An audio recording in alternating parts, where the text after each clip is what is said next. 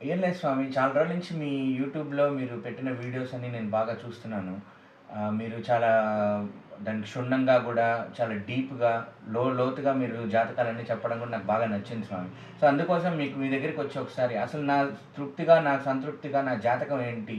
అసలు నేను ఎలా ఉండాలి? ఏంటి? నాకు ఎలా ఉంది? ఏందని తెలుసుకోవాలనే ఉద్దేశంతో నేను మీ దగ్గరికొచ్చాను స్వామి. నాకు మొట్టమొదటిగా ఏందంటే, నాకు ధనం ఎలా వస్తుంది? మొత్తం నాకేందంటే నేను బాగా డబ్బు సంపాదించేసుకోవాలి. అది ఎలా నాకు వస్తుంది? అసలు దానివల్ల ఏ రేఖల ద్వారా నాకలా వస్తుంది? అది మీరు కొంచెం నాకు చెప్పగలరా స్వామి? మంచి ప్రశ్న అడిగావు భక్త.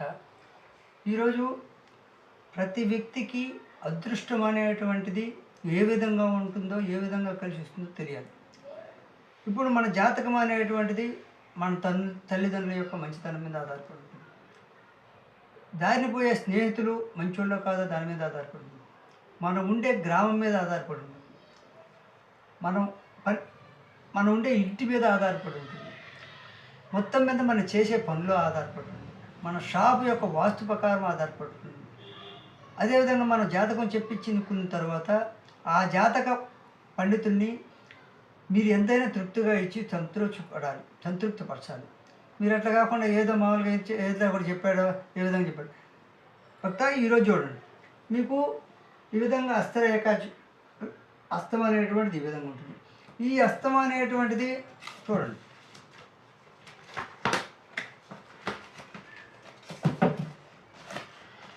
ఈ అస్తం అనేటువంటిది ఈ విధంగా ఉంటుంది. ఈ యొక్క బొటన వేలు అనేటువంటిది మీకు గురుబలం ఇస్తుంది. ఈ గురుబలం అంటే మామూలుగా ఇది గురుబలమే. ఈ అనేటిది కమాండింగ్ పవర్ ఇస్తుంది. అదేవిధంగా చూపుడు వేలు అనేటువంటిది మనకి గురుబలం ఇస్తుంది. ఇది మధ్య వేలు అనేటువంటిది మన అంటే వ్యవసాయం చేసుకునే వాళ్ళకి మనకు ఉపయోగపడుతుంది. అంటే శని యొక్క బలం. శని బలం ఏమైనా కష్టం చేస్తే ఫలితం వస్తుంది.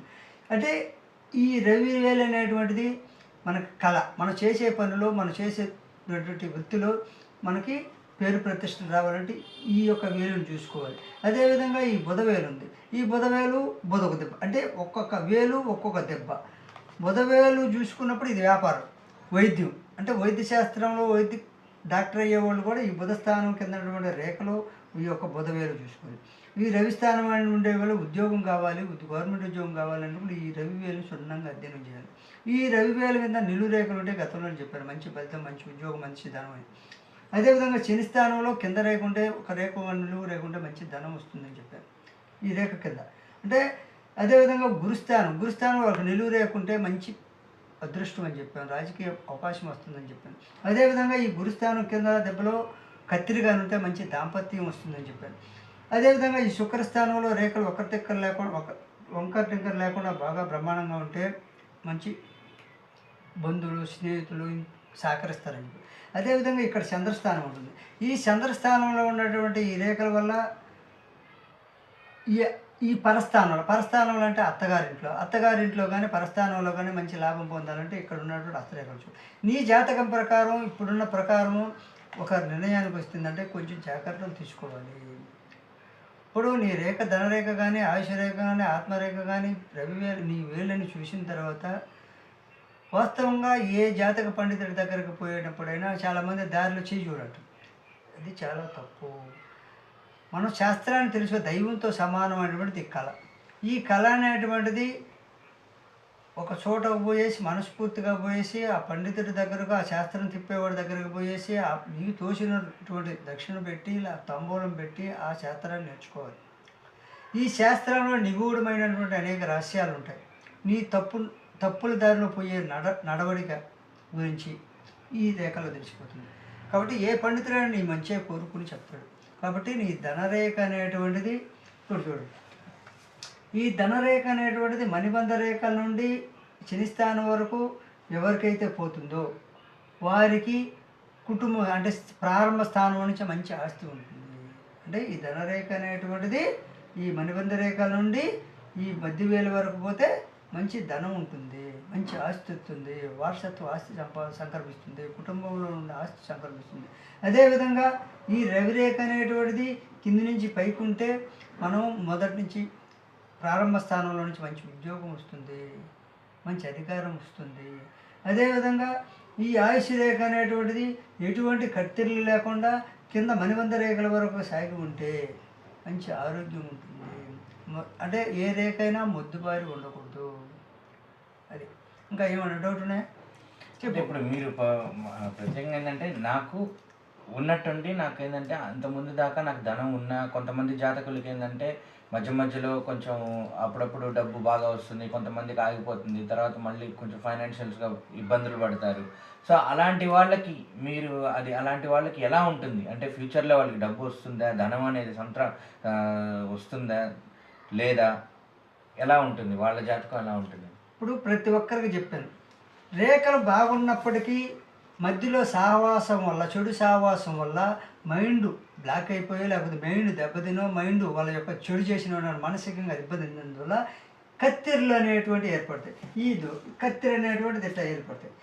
ఏ రేఖలైనా కత్తిర ఏర్పడినప్పుడు వాళ్ళకి ఆకస్మికంగా సమస్యలు వస్తాయి, ఆకస్మిక నష్టం వస్తుంది. ఆ నష్టం రావడానికి కారణం మనం చేసే స్నేహం, మనం ఉన్న ఆఫీసు కానీ ఉన్న స్థలం కానీ. ఈ రేఖ కత్తిరి ఎప్పుడైతే ఏర్పడుతుందో ఆ కత్తిరి స్థానంలో ఎవరికైతే విధంగా చతురస్రం ఏర్పడు. ఈ చతురస్రం ఏర్పడాలంటే రక్షణ రేఖ ఏర్పడదు. ఏ రేఖలైనా ఇలా ధనరేఖ ఉంది చూడండి, ఈ ధనరేఖలో కత్తిరి ఏర్పడింది. ఈ ధనరేఖలో కత్తిరి ఏర్పడిన తర్వాత ఆ కత్తిరి నష్టం నుంచి బయటపడాలంటే ఖచ్చితంగా చతురస్రం ఏర్పడు. అంటే ఈ చతురస్రం ధనరేఖను ఆవరించాలి. ఆవరించాలంటే ఏం చేయాలి?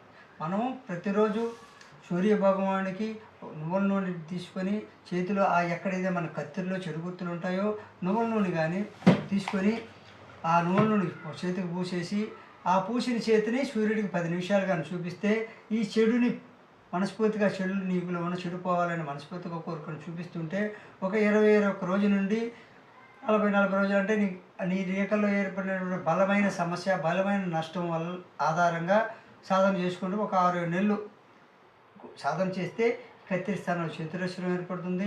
చతురస్రం ఏర్పడితే నీకు నష్టపోయినప్పటికీ ఎవరో ఒకరి సాయం ద్వారా నష్టం పూడ్చుకునే విధంగా డబ్బు అందుతుంది.